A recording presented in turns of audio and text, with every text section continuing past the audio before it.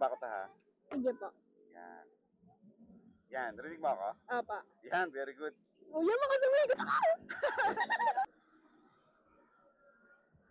Handa ka na? Kilala niyo po yun, kuya? Oo, kilala mo ba yun? Ano po, nakikita po sa work, nangungulit nga po eh. Ba't nanliligaw ba? Gusto po, pero Basta din mo agad. nagulit nga kuya eh. Mabait naman yun, makulit lang. Oo po.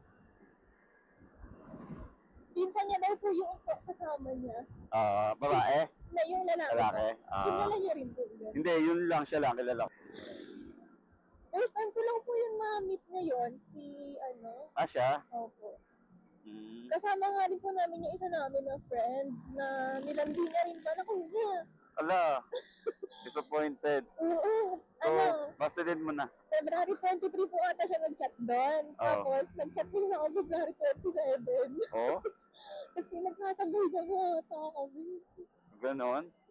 Baka inaalam niya lang kung sino unang sasagutin ninyo. I mean, sino sasagot sa kanya. Paano kung sabay kuya? Di sabay kayong jowa. Wow naman! Wow!